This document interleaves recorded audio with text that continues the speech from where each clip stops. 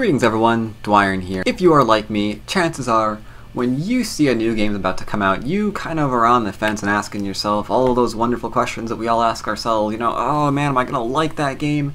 Is this game actually gonna be for me? Should I really spend like all that money on this? Or go with something else? Well, in the case of Wolfenstein, I was very much interested because Wolfenstein, being a first-person shooter, is the first-person shooter.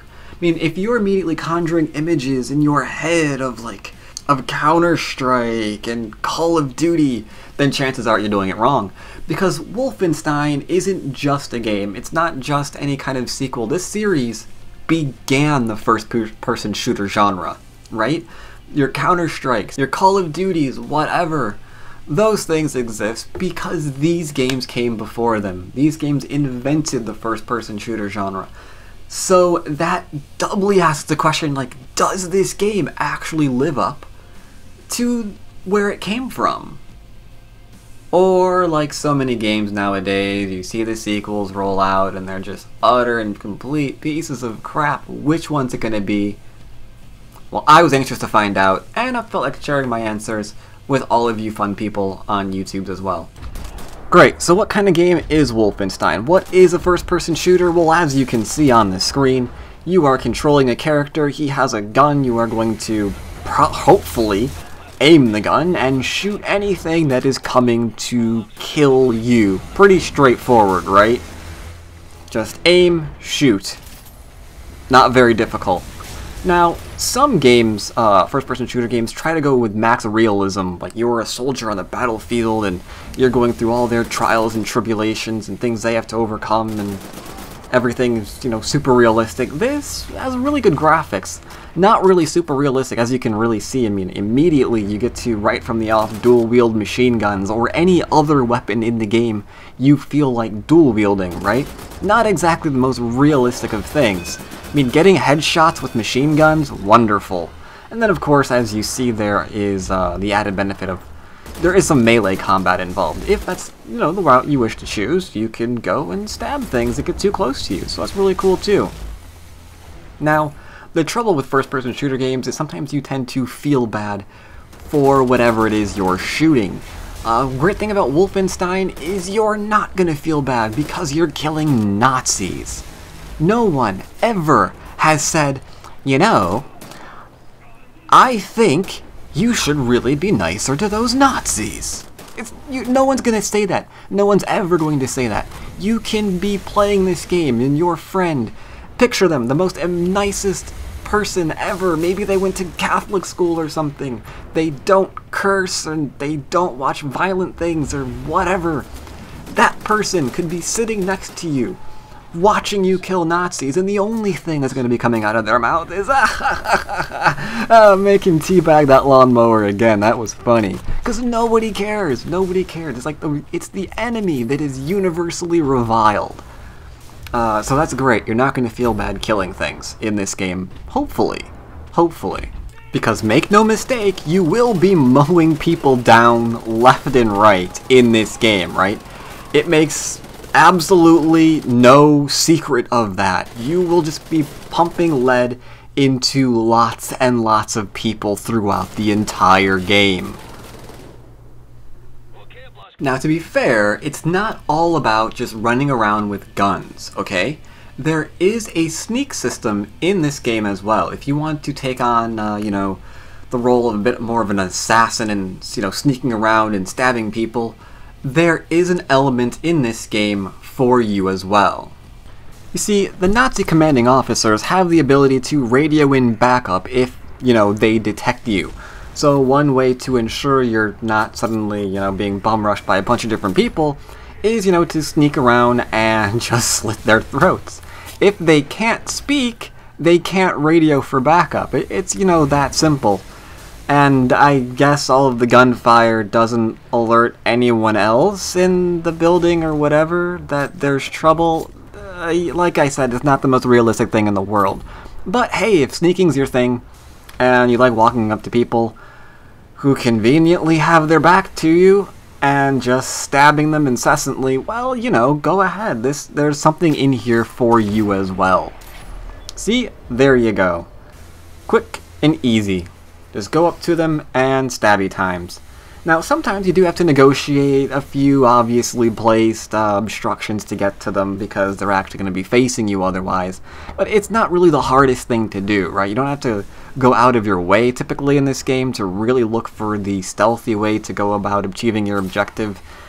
It's usually out in the open, or maybe doesn't even exist at all. And sometimes the stealthy way of doing things is just to get to an even bigger gun so you can shoot people in a more entertaining fashion, I guess.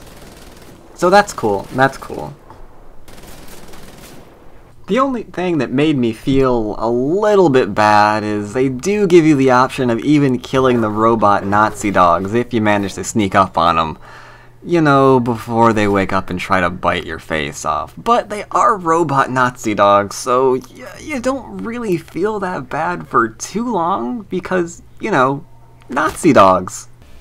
Right, so in this game, you're killing Nazis, obviously. I think we've pretty much all found that one out by now. But what's the story there? I mean, is this just another war simulator that we've all seen to death? I mean, why play this game over any other game? I mean, what's the story here? Who am I playing? Why am I there? And where is this going? Now, that's a question that I actually struggled with for a very long time. Not, you know, finding out the answers, that's obvious in the game. But what to actually share in this review. So I don't want to give away too many spoilers, so I'm going to keep them to a very, very, very bare minimum. Suffice to say, they start you out in this game amazingly, in my opinion. So they start you off, as these games often do, having to pick your difficulty, right? And they do that with a sense of humor. If you want to play on the easiest settings, they happily inform you that you should just have a bonnet and a pacifier because you're a child. That you're a wuss.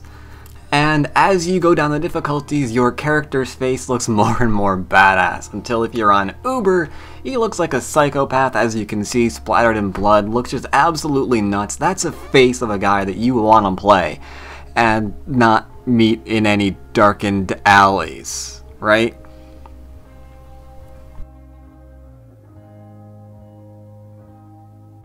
But okay, fine, you pick your difficulty, what next? Well, where some games will start you out in boot camp or basic training, going through and, you know, shooting target dummies or whatever, they put you into combat instantly. It's like you're on a plane, you're part of an invasion force, right? You're obviously under attack, planes are under attack, they're getting all shot down and what have you. And they are very, very good at showing you, like, the scale of what they're trying to put you into. I mean, you look around, and the sky is just filled with other planes going into this war zone, right? And you're just, like, one person on this plane with a few troubles of your own. They immediately try to set you on fire, showing you that you can get hurt by the environment, which is really, really nice to, you know, just let you know the environment is going to hurt you if you're not careful.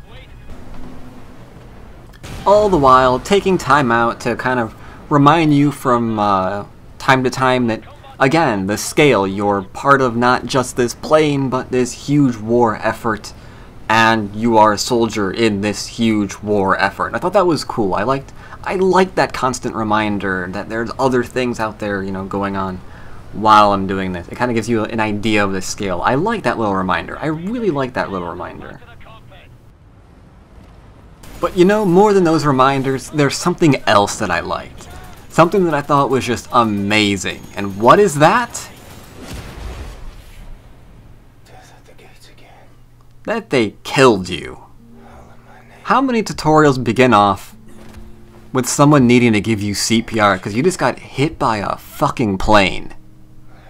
How many? How many begin off that way? I thought that was really, really great. It's like, okay, my character can die. And if I'm not careful, they're really, really gonna kill me off with extreme prejudice. I love that feeling. This is more than just a first-person shooter. It had the feeling that they're telling a really, really interesting story here, and I wanted to know, what was going to happen to me next. I mean, in the first 5 minutes of the game, the plane almost blew up because of a fuel leak. They crashed a plane into me while I was trying to defend with, anti-aircraft guns. Apparently I have to bail out of another plane to another plane, and then they crash another plane into me again. I mean, I had no idea what was going to happen in the very beginning of the game, the very beginning of the tutorial. You have no idea what's coming at you next. And that feeling is just amazing. Still, the question remains, why are the Nazis such a threat? And now you see why. Do you remember this one from your history books, boys and girls? No, of course not. The Nazis didn't have huge, gigantic war machines of doom that literally walk around and zap you to pieces. Yeah, that one was left out, probably because it didn't exist. They're kind of rewriting history here. They're giving the Nazis immense amounts of technology. But why? How? How did the Nazis get all of this technology? Where did this come from? How is any of this even possible? That's the thing I don't really want to go into. I don't want to give too many spoilers, but I have to say, with their sudden immense amount of technology, yeah, they do win the war. And you have to fight both during and after the war to try and defeat the Nazis from the obvious advantage they've secured themselves because of machines like this. So the game is all just rainbows and sunshine, and you should all throw your money at your monitors as hard as you can to try to get the company to take your money as fast as possible, right? Well, there are bugs with the game, as you're seeing now. One of which, it's a little thing, but with all the frame rate drops and what have you in the game, sometimes the audio desyncs from what's going on in the video, and it's especially noticeable if you have subtitles on. Like right now, you can kind of hear them speaking, but according to the subtitles haven't got a clue right now, right? You're seeing, there they go. Now they're popping in there, and then they're going away. So what's going on here is audio and video is not matching up, and the subtitles are kind of left wondering, oh my god, where do I go, what do I do, what's going on? And sometimes, to get them to actually, like, speaking, and like in this scene, you have to sort of just go out and move an approach again, and then you'll start hearing them again. It's kind of weird, it's kind of weird. If that was the only bug, not too bad, but unfortunately, in the interest of fairness and full disclosure, there are a few more. Unfortunately, at the time of this recording, there are also load issues. You can see me here. I'm not gone crazy. On the edges of your screen, you can see textures quite literally popping into view. I guess the game is loading and unloading textures depending upon what you're actually looking at the time. It's kind of annoying. It's causing slowdowns and frame lag and a whole bunch of other things that they really, really need to hurry up and work on and get patched. And you know what? Speaking of patching things, for the love of all that is good in this world, please patch the AI. You see these two morons? They're guarding a prison, right? You can see the door behind me, and they both conveniently have their backs to it. I mean, you can see there's no one else around. They're the ones in charge. We're looking at them. They don't move. So we kill one. Nothing. He made some noise. You're only like a few feet away. You should have been able to hear that. You're just gonna do nothing? Just gonna stand there. What if I... Because I killed... I mean, if I stand up? How about now? Again, now. So, you may ask yourself, what was so interesting about that wall that they both just had to stare at it? Because I wondered too. I got myself in that position, I looked at the wall, and I saw nothing. So, I don't know, man. They do this every time. They just stand there and die. Now, you might think to yourself, maybe that was just one scripted incident, it probably doesn't happen anywhere else in the game. Well, keep in mind, again, this is on the hardest difficulty. This is on Ubers, right? So, we're sneaking in through here. We're making... The thing even squeaked. And I figured, maybe maybe he'll do something. Maybe this guy here. Because I'm just standing behind him. Doing nothing. Waiting. Waiting for him to notice me. Anytime now. He'll do it. He'll do it. He's not gonna do it. Never. Never, ever, ever.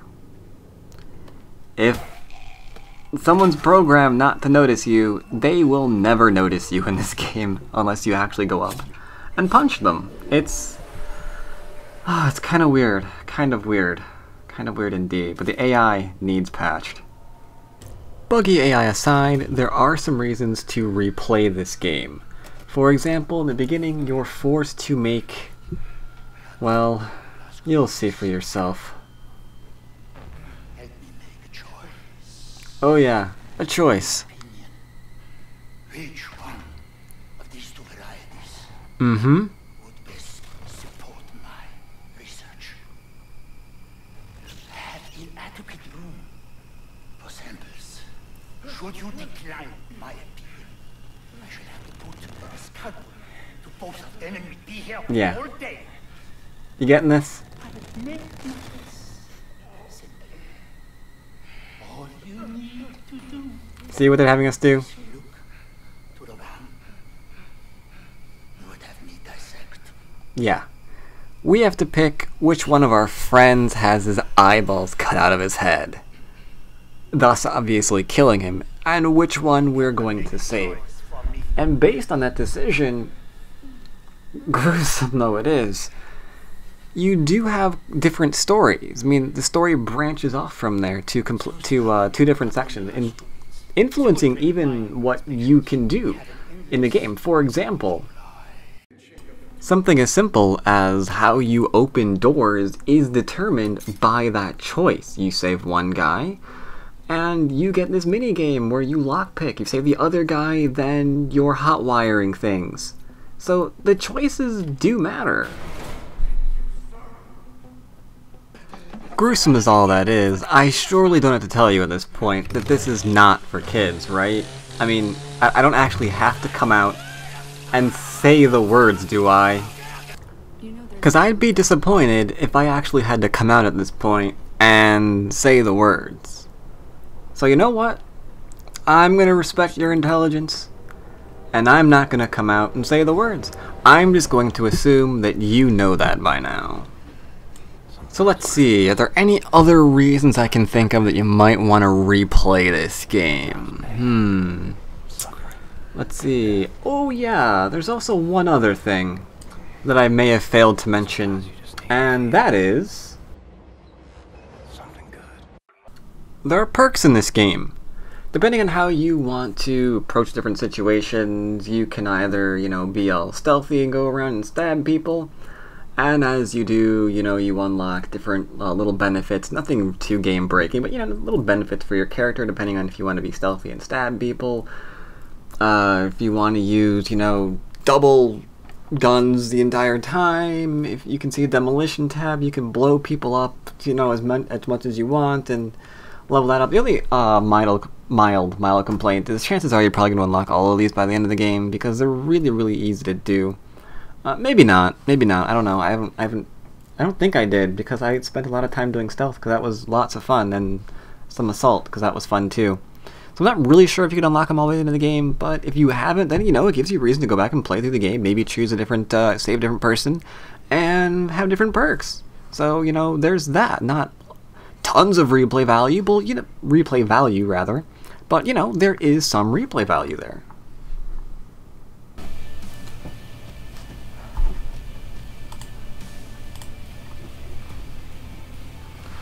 Alright, so there you go, Wolfenstein in a nutshell, in what I hope has been, a little bit of informative but mostly spoiler-free review of the game. At the start of this, I asked ourselves a question, is this a game that I would like? Is this something for me? And I really, really like it. I mean, yes, there are a few things that we've been seeing lately. I mean, there's like a hint of a cover system in there, but you're not totally forced to use it.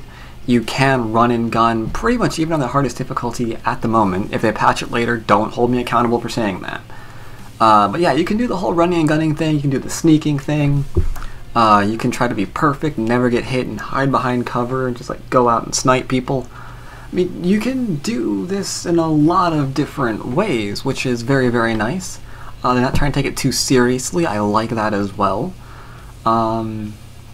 The enemies are always fun to kill. I mean, no one will ever really get tired of killing them, I think.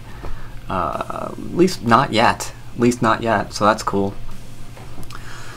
The bugs are what hold it back, though. The bugs and the bad AI. I mean, even on the hardest difficulty possible, I mean, you see the guy there, he's like covered in blood and grunting like a maniac.